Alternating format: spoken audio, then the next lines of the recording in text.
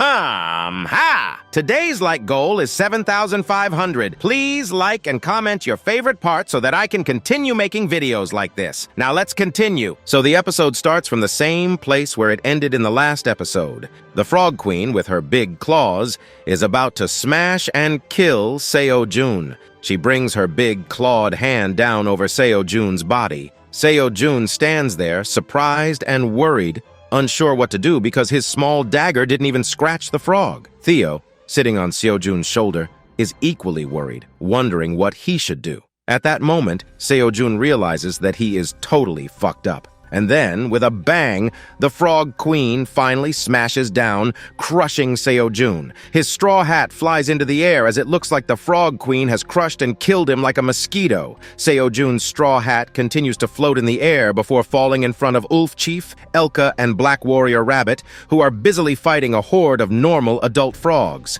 Seeing this, Elka shouts Seo-jun's name loudly and very worriedly. Black Warrior Rabbit also screams, saying Seo-jun his uncle, and insists that nothing has happened to him. Then the scene shifts, revealing our hero, Baby Bear, who has grown significantly in size. He is holding the Frog Queen's claws with all his power. Baby Bear is furious, his eyes glowing with rage. He grips the Frog Queen's claws tightly, and at the same time, Seo-jun is also holding onto her claws with all his strength. Above Seo-jun, Iona is floating, protecting her love, Theo. But Iona knows that Seo-jun is a very strong and great black dragon. She believes Seo-jun isn't going to lose so easily. Perhaps she thinks Seo-jun is testing her to see if she can protect him. On the other hand, Baby Bear becomes extremely angry when he sees the Frog Queen's daddy trying to harm Seo-jun. Baby Bear screams in fury, declaring that he will not let this Frog Queen touch his daddy. Baby Bear gathers all the power in his body.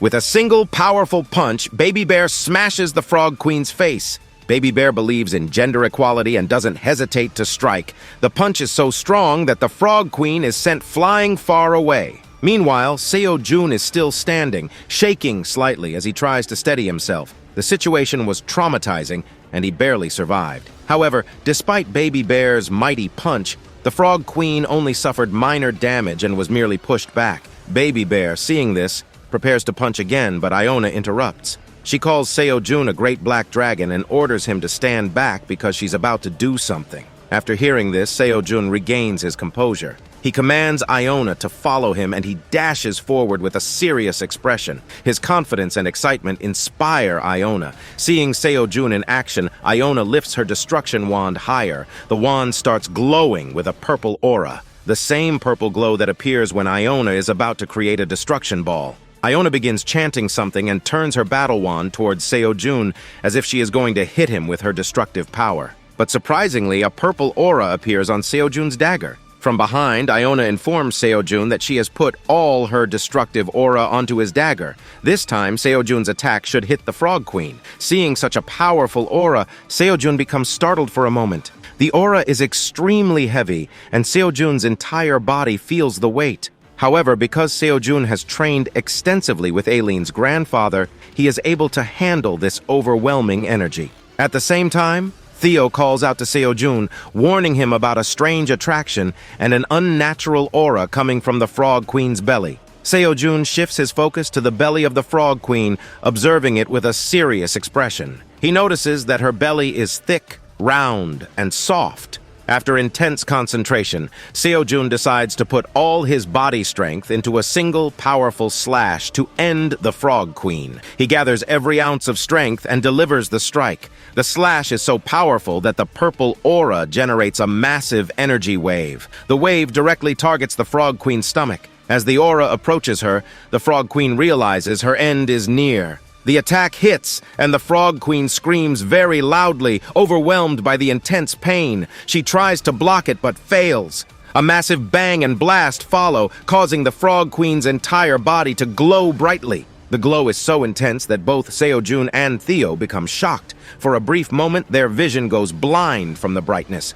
Even with his eyes closed, Seo-jun can still feel the unnatural glow. On the other hand, Iona is also stunned by the glow. She realizes that if this aura reaches Seo-jun and the others, their lives could be in danger. Without wasting a second, Iona quickly moves her battle wand forward and chants the magic barrier. With Iona's guidance, Seo-jun, Theo, Baby Bear, Wolf Chief, Elka, and Black Warrior Rabbit create a very strong and intense barrier around themselves. The aura intensifies, leading to another massive blast. The shockwave from the blast nearly breaks the barrier. Everyone inside feels the tremendous force shaking them. Finally, with another deafening bang, the aura sends out a stronger shockwave. The blast's energy slowly spreads toward the adult rabbits, and one by one the adult rabbits vanish into the air. They are completely erased by the Hakai destruction ball. The shockwave continues for at least 2 minutes, spreading throughout the area. Once it subsides, not a single adult frog remains in the cave. They are all reduced to ashes and disappear. As the aura clears, the place where the Frog Queen once stood reveals 3 blue-colored orbs on the ground. The queen herself is nowhere to be seen. All that remains is a strange, stone-like structure. Behind this structure, thousands upon thousands of baby frog eggs are visible in the pond, adding an eerie finality to the scene. On the other hand, Seo-jun, Theo, and Iona are completely shocked by the whole scene. Seo-jun and Theo, along with others, genuinely cannot understand what is happening or where this intense aura has come from. Meanwhile, Iona slowly disables her magic barrier and remarks that this could have been a genuinely life-threatening situation. Seo-jun asks Iona again if she knows what is happening. Before Iona can reply, Elka comes running with Seo-jun's straw hat in hand. Elka worriedly asks Seo-jun if he is fine and uninjured. Seo-jun assures Elka that he is absolutely fine, all thanks to Iona. Seo-jun then asks Elka if he himself is safe and unharmed. Elka nods and confirms that he is completely safe. As Seo-jun reflects on the situation, he finally places his straw hat back on his head and asks Iona again. Seo-jun thinks about what is happening and wonders how such an intense aura could have come from his body.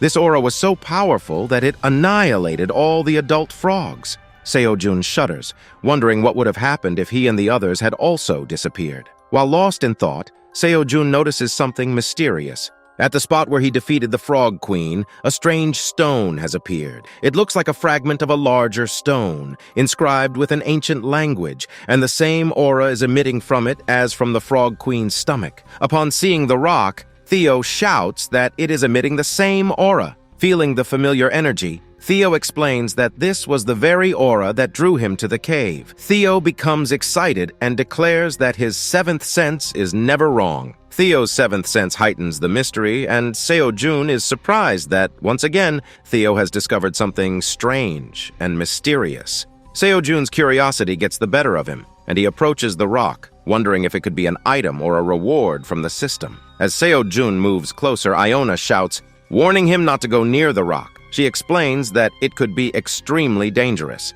The rock is emitting the same aura as the one from the Frog Queen's stomach. This aura, Iona says, is so powerful that it is 1 level above her destructive aura, the same aura that had annihilated all the adult frogs. Iona reveals that she had barely managed to save everyone using her barrier. She thinks that the Frog Queen must have eaten this mysterious stone, gaining awareness of its identity in the process.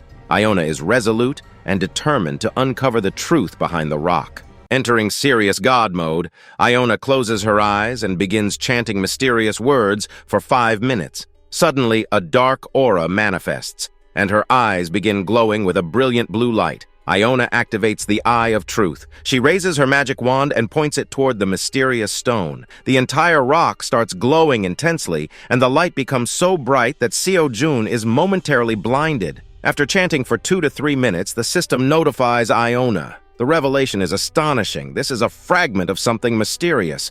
It is the 9th fragment of the divine power of Yuik. Its grade remains unknown. There are many other important details. It is written that if they find the remaining 9 pieces and combine them together, then everyone will know the secret of this mysterious stone. Seo-jun also reads the system notification and thinks, this is a fragment of something, but whose fragment is it? The answer is unknown. To discover the truth, they must locate the remaining stones and uncover what this stone does. On the other hand, Iona agrees and admits that she has only managed to learn this much.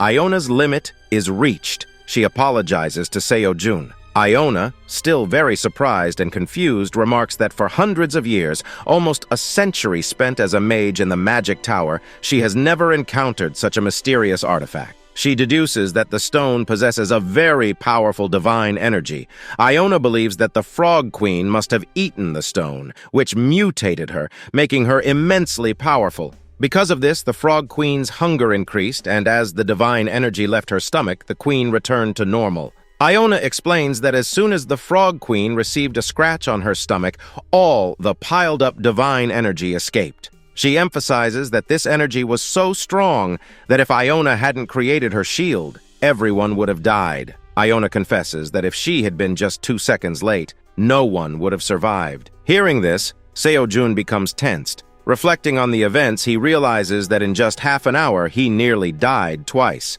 Gratefully, Seo-jun thanks Iona again and again. At the same time, Seo-jun receives a system notification, which startles him. The system informs him that he has stopped the Frog Queen, which was one of the causes of the extinction of blue carp in Lake Sarkar on the 75th floor of the tower. Because of this, Seo-jun has leveled up 2 to 3 times, finally reaching level 30. This progress unlocks a bonus quest. If Seo-jun completes the bonus quest, he will receive a job-specific skill. The quest requires Seo-jun to plant a new type of crop, one he has never planted before. The reward will be a job-specific skill and 500 tower coins. Seo-jun is both surprised and confused by the notification. He is excited that reaching level 30 unlocks the opportunity to undertake his new quest. At the same time, he is troubled, as he had assumed the Frog Queen was the primary reason for the extinction of blue carp on the 75th floor of the tower. However, the system clearly states that the Frog Queen is only one of the causes. Seo-jun worries about uncovering the other reasons and wonders how he will be able to find them. Seo-jun contemplates that if he defeats the Frog Queen and solves this mystery, he can reach the 99th floor of the tower. There, he will be able to enjoy delicious food and rest. However, his priority is now to identify the reasons behind the extinction of the blue carp fish. While deep in thought, Seo-jun notices a green aura emanating from the area in front of the Frog Queen. The aura is intense and appears to be coming from the pond where the Frog Queen laid her eggs. This sight sparks curiosity in everyone. Seo-jun decides to investigate the aura. However, Theo cautions Seo-jun, saying that going alone could be dangerous. Theo insists that everyone should go together. Theo volunteers to go first, stating that his reflexes are ultra-legendary fast, making him capable of avoiding any potential danger. Finally, as soon as everyone reach the cliffhanger of the lake, they are surprised. All the Frog Queen's eggs under the lake, which were supposed to hatch months later, are glowing intensely with a green aura. Seo-jun thinks that all the frogs are emitting the aura, but they are not. While most of the frogs are the same size, there is one large frog in the middle. This single frog is emitting such an intense green aura that the entire lake is bathed in green light. Seo-jun and Baby Bear are shocked, wondering how a frog's egg can glow and why it is glowing. At that moment, Iona steps forward with her vast magic knowledge. Iona explains that it is said that when the Frog Queen dies, one of her eggs becomes the next candidate for the queen. Perhaps, Iona speculates, this is why the frogs are emitting the green aura, because a new Frog Queen is about to hatch. However, Elka grows serious and states that they must deal with all the eggs. Elka warns that if a new Frog Queen is born, eats the Mystery Stone, and mutates again, they will face the same problem. Elka asks if they should destroy all the eggs before they hatch. But Elka quickly reconsiders, saying that killing the frogs may not be the right solution. To maintain the ecosystem of the 75th floor, it is essential to have frog monsters, but there should not be an overpopulation. Elka suggests that if they remove the Mystery Stone from the cave, the problem will resolve itself, and the frog population will gradually return to normal. Iona agrees, explaining that the Frog Queen produced so many eggs because she needed to consume a huge amount of food. Her mutation had driven her to grow in size and eat excessively. Without the Mystery Stone, the Frog Queen will not mutate again, eliminating future problems. Meanwhile, Theo, Baby Bear, and Black Warrior Rabbit are still sitting on the cliffhanger observing the frogs. On the other hand, Seo-jun, Elka, and Iona are having a serious discussion about what action to take. After a thorough debate, they conclude that the Mystery Stone is the root cause of the entire situation. They agree that removing the stone will lower the frog population naturally. However, the problem remains that there are very few blue carpfish left on the 75th floor. Due to the high population of frog monsters, nearly all the available food on the floor has been consumed. As a result, the frogs themselves are at risk of extinction in the future. Seo-jun ponders how to address this issue. After some thought, he asks Iona if frog monsters eat only meat, or if they consume other things as well. Iona responds that frogs do not solely rely on meat. She explains that they can survive on fruits, vegetables, or any food that provides them with nutrition. Iona recalls reading in a book that frog monsters also eat underwater plants. Hearing this, Seo-jun gets a very dangerous idea. He smirks, deciding to solve two problems with one solution. Seo-jun reaches into his pocket, piquing Iona's curiosity. She watches eagerly, wondering what the great black dragon will do next. Iona feels both excited and hopeful. At that moment, Seo-jun pulls out a piece of pineapple from his pocket. His face lights up with happiness. Seo-jun proudly announces his grand plan. He explains that after arriving on the 75th floor, he had eaten many delicious pineapples. Initially, he planned to plant these pineapples on the 99th floor. However, he now decides to plant the pineapples in the cave. If the pineapples grow well, it will take 2-3 weeks for them to mature. By that time, all the frog eggs will have hatched, providing the frogs with a food source. Without hesitation, Seo-jun puts his plan into action, not wasting a single second. He makes a small hole in the ground using the back of his black dagger. Finally, he places a pineapple piece into the hole. Seo-jun does this very lovingly. After carefully planting it, Seo-jun covers the hole with soil. Meanwhile, Theo watches curiously. From behind, Black Warrior Rabbit steps forward to help. He fetches water from the pond and carefully waters each pineapple plant. Seo-jun plants almost 10 pineapple plants. He remarks that this should be enough. From behind, Iona can be seen placing a very strong barrier around the mysterious stone. In front of the barrier, Baby Bear sits curiously, while Elka takes position as protection, ready to act if any dangerous situation arises. Seo-jun reflects on the task, thinking that planting these pineapples might be enough. Once the pineapples grow, the frogs will naturally start eating them. However, Seo-jun doesn't plan to stop there. Even after leaving the cave, Seo-jun resolves to grow an unlimited number of pineapples in the small beach area near the lake. This way, when the frog monsters come to land, there will be no shortage of food for them. At this point, Seo-jun feels like a true food god. At that moment, the system notifies Seo-jun that he has finally completed his job-specific quest. Seo-jun has leveled up and is now level 31. He also receives 500 tower coin. The reward for his job-specific quest will be available soon. Seo-jun feels relieved and grateful that he had a pineapple plant. He considers himself very lucky in this situation. Theo, impressed by Seo-jun's clever solution, calls him a genius. Theo asks if Seo-jun is really a genius for solving the situation so easily. Seo-jun blushes at the compliment, and although Theo feels a bit embarrassed, Seo-jun brushes it off. Seo-jun admits he was just lucky to have the pineapple plant. Otherwise, he wouldn't have known what to do. Black Warrior Rabbit lets out a warm sigh of relief. Seo-jun is finally content. However, the problem of dealing with the mysterious stone remains. Seo-jun slowly approaches the stone, which is secured by Iona's magic barrier. Seo-jun asks Iona if she is ready and whether she has a plan to remove the stone from the cave. Iona confirms that she has temporarily placed a very strong barrier around it, ensuring that nothing will happen. She explains that the barrier is unbreakable by anyone except her. Meanwhile, Baby Bear sits nearby feeling very happy about the barrier. Despite his small size, Baby Bear lifts the mysterious stone onto his shoulder with ease. He proudly remarks to Seo-jun that he is doing a very good job and is strong enough to carry the stone effortlessly.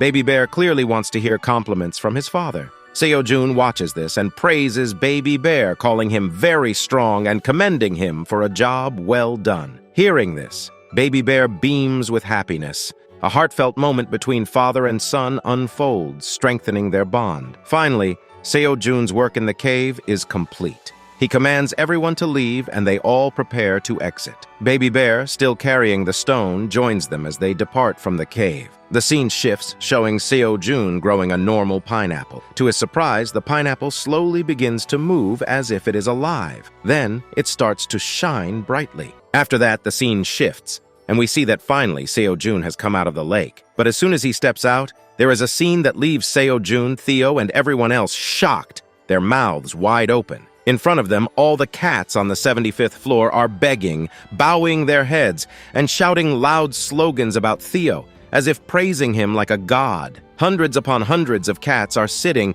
waiting for Theo. Seeing this, Theo is genuinely shocked. Seo Jun is surprised too, but Theo is even more shocked. On the other hand, Great Black Dragon, Black Warrior, and Ulf approach Seo Jun, bow their heads, and inform him that all the cats have been waiting for Theo for hours without eating or drinking. Seo Jun calls Hagel's name and asks why this is happening. Hagel explains that he has told all the cats' stories about Seo Jun from the beginning to the end. Despite trying hard, Hagel says, the cats refuse to leave. The cats insist that they must meet the legendary Great Wandering Merchant Theo. They declare they will not leave until they become Theo's subordinates. As Theo climbs down from Seo Jun's shoulder, all the cats stand in front of him acting as if Theo is a cat god. They bow their heads and insist they will not leave until they become his subordinates. They even vow to hit their heads on the ground if necessary, but they will remain as Theo's followers. Theo is genuinely shocked, wondering how he will handle this situation. On the other hand, Seo Jun praises Theo, remarking that he didn't know Theo was so popular. Theo, annoyed, replies that he knew he would have to take some subordinates from this village, but he didn't expect that the entire village would want to follow him. He complains that this is very annoying and hard work. Theo hates hard work. Theo loves being lazy. At the same time, Seo Jun notifies Theo that he has discovered the second reason for the extinction of the blue carpfish on the 75th floor. Theo's second mission has begun. The system notifies Theo that while the remaining blue carpfish are safe from the frog monsters because of the planted pineapples, there is a food shortage in the village. If Theo leaves, the remaining fish will be eaten by the cats, which will again lead to the extinction of the blue carpfish. Seo Jun is genuinely surprised that the Granny Village is the second reason for the blue carpfish's extinction. On the other hand, Elka looks at Theo,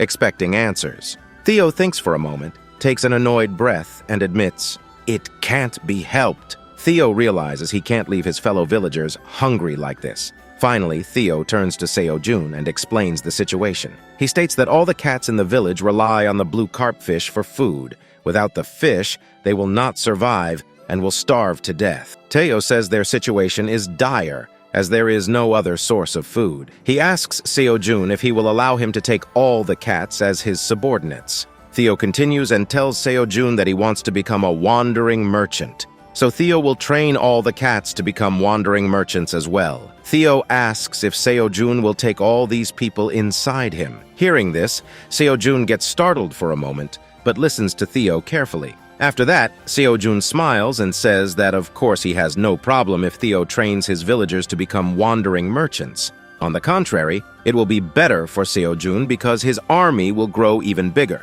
However, Seo Jun asks Theo if he will really be able to train and handle all these wandering merchants. Theo responds confidently, saying that of course he will be able to do it. Seo Jun thinks to himself that Theo is a legendary orange cat who can do anything he sets his mind to. Seo Jun gives Theo a warm smile and cheers him up. Then he looks at all the cats and says that he will be happy to sign a contract with every one of them. On the other hand, the Silver Wolf Chief and Black Warrior Chief are also happy, while all the cat villagers start shouting Seo Jun's name loudly. The scene shifts, and we see Seo Jun signing contracts with hundreds of cats. It is an exhausting task. Meanwhile, Baby Bear is happily eating the meat of the frog monster. Elsewhere, the cat villagers are busy signing contracts. The Black Warrior Chief watches all this and feels a little sad. He realizes that when everyone leaves this floor, he will be left alone. At the same time, Theo approaches Hagel and names him. Hagel becomes very polite and thanks Theo for helping Seo Jun.